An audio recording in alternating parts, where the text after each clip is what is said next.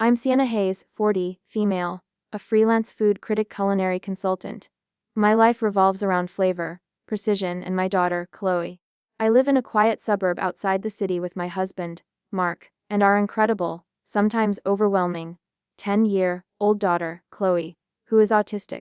For 12 years, I had been the unofficial, unpaid, and increasingly taken for granted chef for the entire Hayes family holiday dinner. Thanksgiving, Christmas, Easter, you name it. It was exhausting, but it was my contribution to the family. That all ended with one phone call from my mother-in-law, Brenda Hayes, 65, retired school administrator. Before we dive into this monumental breach of family trust, tell me, what is the absolute worst thing someone has ever tried to exclude you from? Whether it was a party, a meeting, or just a conversation, let me know in the comments how you handled that sting of rejection. It's amazing how much that kind of petty cruelty can hurt. The call came 3 weeks before Thanksgiving. The time I usually started planning the massive menu and ordering the specialty ingredients. Brenda didn't even bother with a gentle lead in. "Sienna, darling, about dinner." She started, her voice overly bright and brittle. I automatically pulled out my notebook. "Ready for the turkey wait, Brenda. And just confirming you still want the double smoked bacon wrapping on the green beans?" I asked, already mentally calculating oven space. There was a pause that stretched long and awkward. "No, well, yes to the beans, but listen. We've had a difficult discussion, the family and I, and we've decided to make this year's dinner adults only." I frowned. "Adults only? Since when?" "Chloe is 10. David and Lisa's kids are running around until midnight. David Hayes, 42, investment banker, is Mark's older brother, and Lisa Hayes, 40, stay-at-home mother is his wife, and their twin boys are notorious screamers." "Well, they're different," Brenda said, the implied meaning heavy enough to crush me. "They are just so rambunctious, and darling, you know how sensitive Chloe is to noise. We're just thinking of Chloe's comfort." The lie was offensive in its transparency. "Chloe loves the chaos, Brenda. She's got her noise-canceling headphones, and she usually just parks herself in the corner with her iPad. She's quiet and contained. This is not about Chloe's comfort." I felt a protective heat rising in my chest. "This is about you not wanting my autistic daughter at your perfect holiday table, isn't it?" The overly bright voice hardened. "Sienna, don't be dramatic. She's high-functioning, yes, but those little episodes she has, the stimming, the way she avoids eye contact, it makes other people uncomfortable. Especially now that David has a new, very important client coming as a guest. He wants everything to be perfectly smooth. It's 1 year, Sienna. Come and cook, enjoy the food, and leave Chloe with Mark's sister, Sarah." The audacity made my hand shake. She wanted me to travel 2 hours, spend 12 hours cooking a perfect meal for 25 people, and leave my daughter. The only reason I even tolerated these exhausting family gatherings at home like a parcel of inconvenient baggage. "I've cooked every single holiday meal for your family for 12 years, Brenda. I planned, shopped, paid for half the specialty ingredients myself, and cleaned up afterwards. And you're excluding the one person who makes it worth the effort." My voice was dangerously calm. The kind of calm I get before I file a scathing review that tanks a restaurant's reputation. "Yes, we think it's the best arrangement." "Then here is the arrangement, Brenda," I said, my thumb hovering over the call's end button. "If Chloe Hayes is not welcome at your Thanksgiving table, then neither is my turkey, my smoked bacon green beans, my brioche stuffing, my sage gravy, or me. I'm not spending my holiday making a feast for people who treat my child like an embarrassment. You want your holiday dinner. You cook it yourself. You have exactly 0 of my recipes, 0 of my ingredients, and you just lost your chef." I hung up before she could respond, breathing hard, but feeling an immediate, cold wave of absolute resolve. They wanted perfection. I was about to give them a taste of true inconvenience. Mark walked in from work about an hour later, tossing his keys onto the kitchen island, the very island where I spent countless hours prepping his family's feasts. He looked tired, oblivious to the nuclear bomb that had just dropped. "Rough day?" I asked, my tone flat. "Tax season is early this year," he grumbled, opening the fridge. Hey, did your mom call about Thanksgiving? I didn't mince words. She did. And she told me that Chloe isn't invited this year. Mark froze, his hand still on the fridge handle. His face immediately clouded with that familiar, frustrated look. Oh, God, she did it. I told her not to. Look, honey. It's not a big deal. She just thinks that since David's client is coming. I don't care about David's client. I cut him off sharply. She specifically said Chloe's episodes and stimming make people uncomfortable, and she wants an adult's only dinner, despite her favorite grandkids, David and Lisa's brats, always being there. She's excluding our daughter because she's autistic, Mark. She's excluding our child. I watched him closely. His first reaction wasn't outrage, it was a desperate, familiar desire to smooth things over. Look, I know it's awful, but you know how Mom is about appearances. Maybe we can just drop Chloe off at Sarah's for a couple of hours and pick her up after the main course. We can talk to her later. I slammed my fist onto the island. The sound was sharp and loud. No, absolutely not. After 12 years of me sacrificing my time, my energy, and my sanity to cater her holidays, she disrespects me and our daughter like this. It's a line in the sand, Mark. You will call your mother right now, and you will tell her two things. 1, the chef has resigned. 2, if Chloe is not welcome, neither are we. He sighed heavily, rubbing his temples. Sienna, come on. It's Thanksgiving. You know what happens if Mom doesn't get her holiday? David will lose it. It's just easier if we comply. Easier for you, I stated, my voice dropping to a dangerous whisper. It's never easy for Chloe, and it's never easy for me, who has to clean up your family's mess every single year. You need to make a choice, Mark. Either you stand up for your wife and your daughter, or you make it clear where your loyalties truly lie. With your entitled, bigoted family who use me for my cooking and treat our child like a flaw. The ultimatum hung in the air, heavy and non-negotiable. He looked from my cold, determined face to the door, realizing there was no escape. After a long minute, his shoulders slumped. He pulled out his phone, his loyalty finally, painfully clear. Fine, I'll call her. But this is going to be a disaster. It already was a disaster, Mark. I'm just correcting the menu. He walked into the living room, and I listened from the kitchen as he made the call. It was a tense, one-sided conversation that ended with his mother hanging up on him. He came back into the kitchen, looking shell-shocked. She just hung up. She said I was being dramatic and that she'll just cater the meal this year. I felt a vindictive spike of triumph. Cater it. Brenda can barely boil water without supervision. And dramatic. That's fine. Now, Mark, we're done with the Hayes family dinner forever. We are starting a new tradition. But before that, I need to know why they truly did this. I pulled out my laptop, my food critic instincts kicking in. There's always a recipe for revenge, and I know exactly where to find the ingredients. The moment Mark made the call and hung up on his mother, Brenda, the Hayes family was officially at war. I needed intelligence to plan my retaliation, and as a freelance food critic, culinary consultant, my intelligence network wasn't just in kitchens, it was online. I didn't want to just expose David's professional need for a smooth dinner. I wanted to dismantle the entire, toxic narrative Brenda and Lisa had been building around Chloe for years. I started with my sister-in-law, Sarah, the one Mark suggested dropping Chloe off with.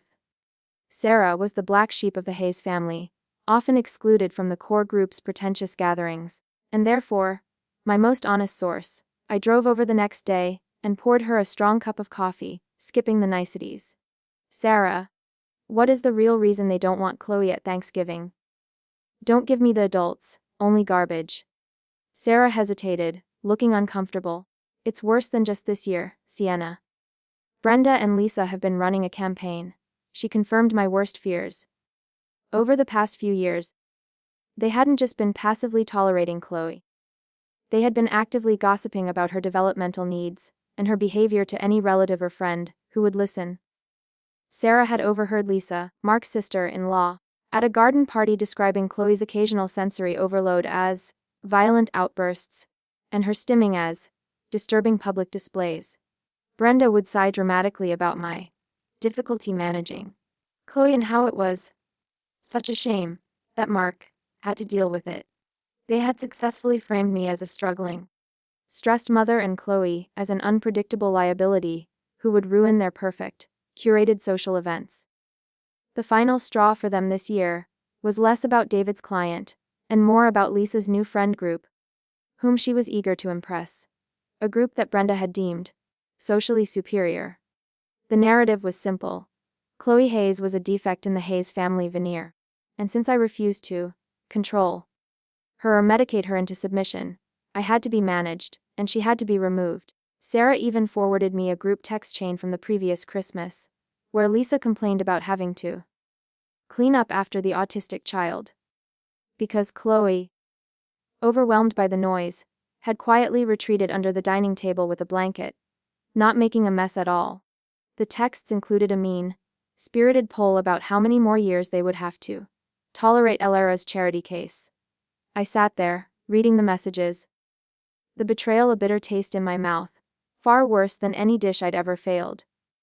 They had taken my 12 years of effort, my tireless work to provide them a perfect holiday, and used it as cover, while they systematically assassinated my daughter's character.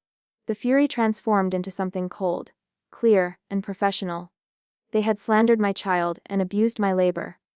As a culinary consultant and food critic, my reputation and my words held weight in the city. I knew exactly how to dismantle a toxic establishment. My revenge wouldn't be loud, it would be public, humiliating, and perfectly sourced. I had the real reason for the ban, and now it was time to move beyond defense and into calculated offense. 4. The plan. Weaponizing the cuisine, the betrayal simmered, a low, constant heat that fueled my every thought. Brenda and Lisa hadn't just insulted my daughter. They had systematically tried to erase her dignity within the family, using my own hard work as a shield. My previous career as a freelance food critic, culinary consultant had taught me that the most effective revenge is often the most precise, hitting exactly where it hurts, and in their case, it was their meticulously crafted social image. I wasn't going to stoop to their level of petty gossip. Instead, I would orchestrate a downfall that was both public and deeply humiliating, all while maintaining the veneer of my professional detachment. My plan, carefully constructed over several sleepless nights, involved using my culinary connections, not to sabotage their pathetic catering attempt directly, but to expose their hypocrisy and cruelty to the very socially superior circles Lisa was so desperate to impress. The goal was to destroy their social standing by revealing their true colors, framed by the culinary expertise they so casually dismissed. First, I reached out to my network. As a prominent food critic, I had contacts everywhere, from high-end caterers to influential food bloggers and society columnists, who covered everything from charity galas to exclusive dinner parties. I started by discreetly leaking snippets of Brenda's adults only edict, emphasizing the exclusion of a quiet, autistic child from a family holiday. After I had cooked for them for 12 years, I phrased it as a dish-heartening trend of social exclusivity within certain elite circles, subtly hinting at the Hayes family without naming them directly at first. This created a whisper campaign, raising eyebrows among people who valued progressive social values and good taste. Next, I shifted focus to their catered Thanksgiving meal. Brenda, who could barely make toast, had panicked and hired a well-known, high-end catering company called Gourmet Gatherings. At exorbitant cost. This was my opening. Through a trusted contact, I arranged for a completely independent, unannounced review of Gourmet Gatherings' Thanksgiving service, specifically targeting the Hayes family's chosen menu, which I knew would be a watered-down version of my own signature dishes they had so often enjoyed. The review wouldn't just be about the food. It would subtly comment on the atmosphere and the guest list. I had already given my contact specific instructions: capture photos of the table, the bland dishes, and especially the absence of children. The real genius of the plan was how it intertwined my professional and personal vendetta. I prepared a series of anonymous tips to 2 prominent local society bloggers, the kind that Brenda and Lisa meticulously followed, detailing the shocking exclusion of a special Needs child from a prominent family's holiday feast.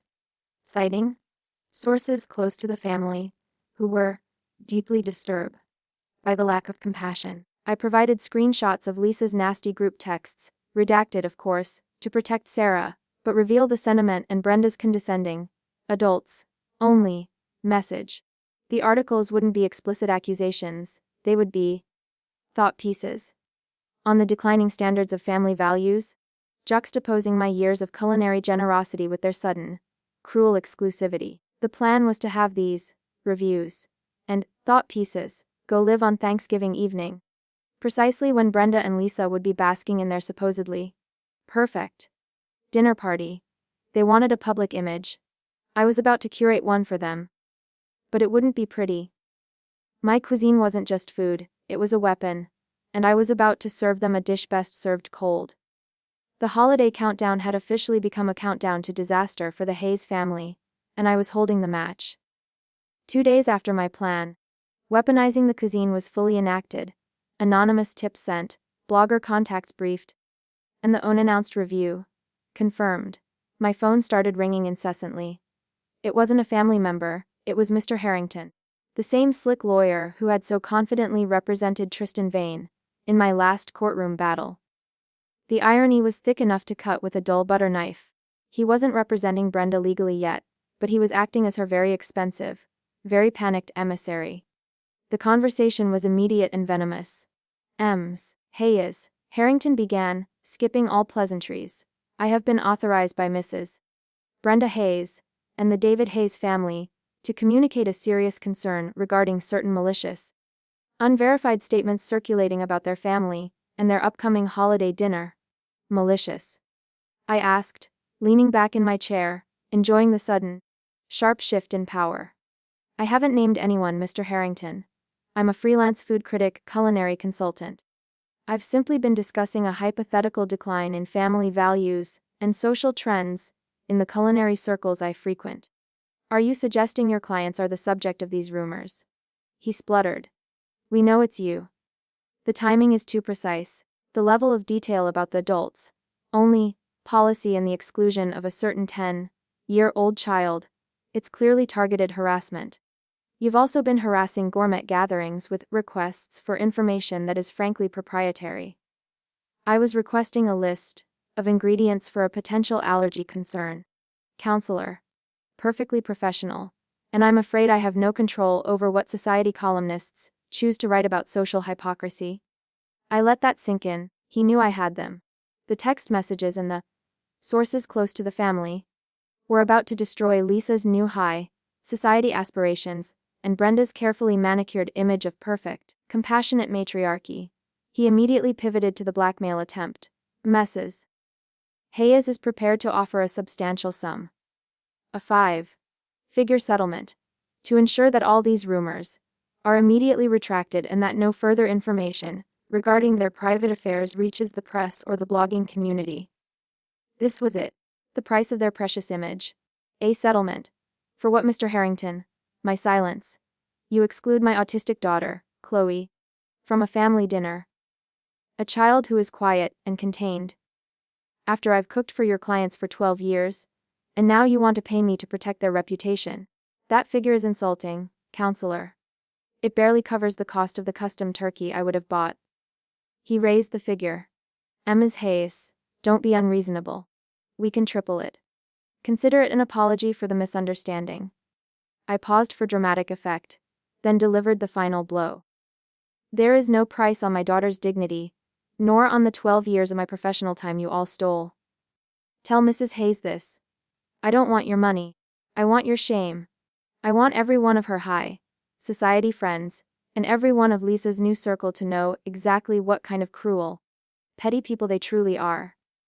I finished the call by calmly stating that the Who-announced review of the Hayes Thanksgiving dinner, which would include quotes from my scathing, but factually accurate thought piece, was scheduled to go live at 7:00 p.m. on Thanksgiving evening, right when the main course would hit the table.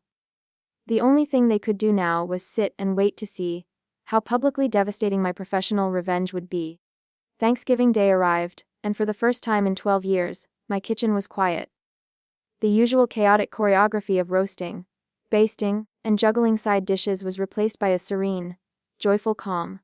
I hadn't resigned from cooking entirely, I had simply reallocated my considerable talents. Mark, Chloe, and I were having a perfect, intimate holiday. I made a tiny, specialized herb-crusted turkey breast, just enough for the three of us, along with a few of Chloe's favorite sensory, friendly mashed potatoes and sweet, candied carrots. Chloe was relaxed, stimming happily with a new weighted blanket, completely safe and loved. Mark was calmer than I'd seen him in years, the anxiety of his family's high-pressure holiday gone. I spent the day basking in the quiet victory of choosing my daughter over their toxic demands. Meanwhile, at Brenda's house, the scene was playing out exactly as I had orchestrated. I received a continuous stream of subtle, anonymous updates from my contact at gourmet gatherings. The catering company Brenda had frantically hired. The first sign of trouble was the sheer cost. Brenda was livid, having to pay a small fortune for a meal that was, by all accounts, merely passable. The second sign was the atmosphere. Brenda and Lisa had managed to secure David's important client, but the rigid, adults only rule meant the usual familial warmth was missing. The silence was apparently so sterile that the client asked where the children were, forcing a nervous and contradictory explanation from Brenda. The food, however, was the star of the failure. The gourmet gatherings menu, a poor imitation of my own, was bland and overly fussy. The signature turkey was dry, the gravy tasted processed, and the promised artisan stuffing was gummy. My contact noted the universal disappointment and the forced, polite smiles around the table. At 7:00 p.m., exactly as the catering staff began clearing the plates, the first shoe dropped. I sat on the sofa, Chloe sleeping peacefully beside me, and opened my laptop. The first Society blogger post went live, a thought piece titled, "The Bitter Taste of Exclusivity. When Family Values Wilt in High Society." It was a masterpiece of implied accusation. It lamented the story of an unnamed, prominent family, who, after years of relying on the selfless culinary labor of a talented chef, cruelly excluded the chef's special needs daughter from the table to maintain a perfect image. It quoted, almost verbatim, Brenda's adults only lie and contrasted it with the known fact that other children were regulars. The comments section exploded immediately, filled with speculation. Then came the second hit, a scathing, fact-based review on a major food blog, focusing on gourmet gatherings, disastrous Thanksgiving service. It described the food served at the unannounced Hayes dinner, identifying the exact dry turkey and gummy stuffing. And then, in a devastating paragraph, the reviewer mentioned the palpable air of tension and social calculation, noting the bizarre lack of children at what should have been a warm family gathering, and wondering aloud if the host family's social priorities had overridden basic human compassion. The review was brutal, not just for gourmet gatherings, but for the social event itself. My phone rang. It was Mark. "Sienna, I just got a call from Dad. He's furious. David's client left early, and Brenda is screaming that we ruined Thanksgiving. Everyone is reading those articles. Lisa's friends are messaging her. She's demanding you call them and apologize." I smiled, a genuine, satisfied smile that reached my eyes. "Tell them I'm busy, Mark. I'm having a quiet, perfect dinner with my husband and my daughter. The only two people who truly matter. Their feast was only a taste of the karma they truly deserved." I closed my laptop. The holiday was ruined for them, their social standing annihilated, their reputation publicly shamed. And Chloe, my sweet, quiet daughter, was safe, loved, and the undisputed guest of honor at our table. The day after Thanksgiving was quiet, but the internet was a bonfire. The unannounced review of the Hayes family dinner, coupled with the thought piece on social exclusion, had gone viral in local social circles. My plan wasn't just about ruining one dinner. It was about destroying the specific social currency that Brenda and Lisa valued most, their reputation as high-class, compassionate people. The immediate fallout was immense. David's important client, who had left early, saw the articles and, recognizing the description of the awkward atmosphere and dry turkey, called David the next morning. David lost the multi-million-dollar account. His career stability, which was the supposed reason for Chloe's exclusion, was immediately demolished. Brenda, who had been trying to get onto the board of a prominent charity, found her application summarily rejected. The charity cited the need to maintain an image of unquestionable community inclusion. Lisa was hit hardest. The toxic group texts that I had anonymously leaked were shared widely among the social set she was courting. She went from being the charming new addition to the social pariah, who had mocked an autistic child. Mark received a frantic call from his father, who was furious at his wife and elder son for their cruelty and the resulting damage. My father-in-law, who was mostly silent during these squabbles, finally told Mark that he was ashamed of how they've treated Sienna and Chloe. I knew the initial shock would fade, and they might try to spin the narrative, claiming I was unstable or vengeful. I had to ensure the shame was permanent. I typed up one final, professional letter and sent it to Brenda, David, and Lisa, copying Mark and his father, cementing the permanent rift. It wasn't full of anger, it was clinical. To the Hayes family, I hope you enjoyed the bitter meal you paid for. You chose to use my labor for 12 years, and then decided my daughter, Chloe, was unworthy of your table. You attempted to use your wealth to silence me. As a professional, I know the value of labor, and the value of a reputation. You grossly underestimated both. Effective immediately, Mark, Chloe, and I will be severing all holiday and social ties with you. Our daughter will never again be subject to your cruelty or your backhanded commentary. You will not be seeing any of us again. This is not temporary. This is permanent. The money you offered me will instead be used to fund a new initiative, the Chloe Hayes Culinary Scholarship, for neurodiverse students interested in the culinary arts. That money will do good, unlike anything you ever intended. Enjoy the peace and quiet you so craved. You've earned it.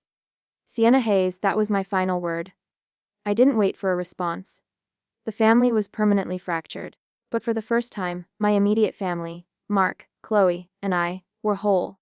I used the publicity from the unannounced review, which had boosted my own professional profile, to launch my own bespoke culinary consultancy, specializing in sensory, friendly, inclusive dining for private events.